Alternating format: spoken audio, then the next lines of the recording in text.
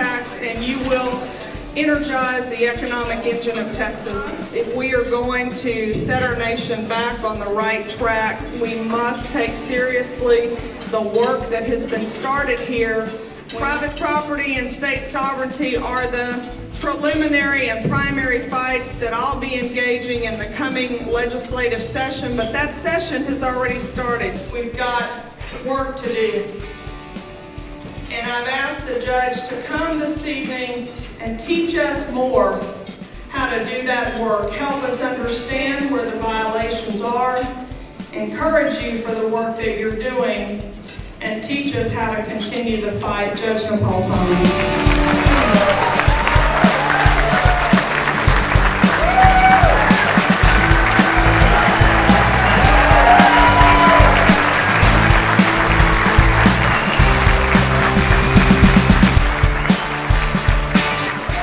You have just heard from a hero and a national treasure.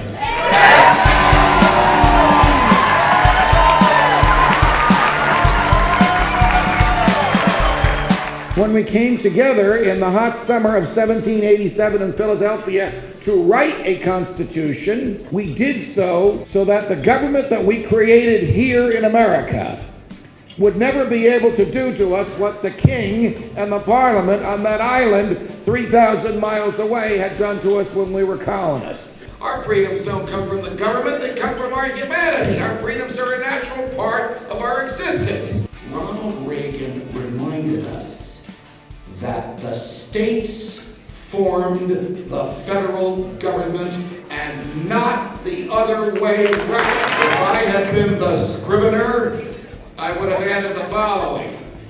And power given by the states to the federal government can be taken back. After the right to life, the greatest of rights guaranteed by the Constitution, the right to be left alone. Your right to keep and bear arms, which is not the right to hunt, it's the right to shoot at the government if it's taken away.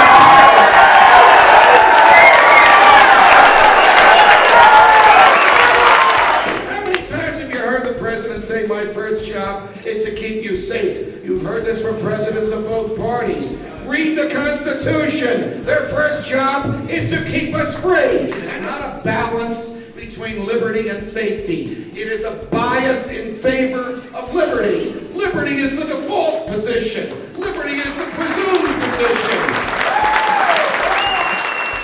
Somebody knocks at your door. You open the door. The guy's got a gun. He says to you, give me your money. I want to give it away to charity in your name.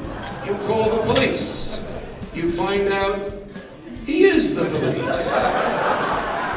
The states formed the federal government. They gave a little bit of their sovereignty to the new government. They wrote down on a piece of paper what they were giving to the new government. Everybody that works for the government, from janitor to president, takes an oath to uphold that piece of paper. It's called the Constitution. And if these people don't understand the Constitution, they shouldn't be in the government. Only a few generations have been granted the role of defending freedom in its maximum hour of danger.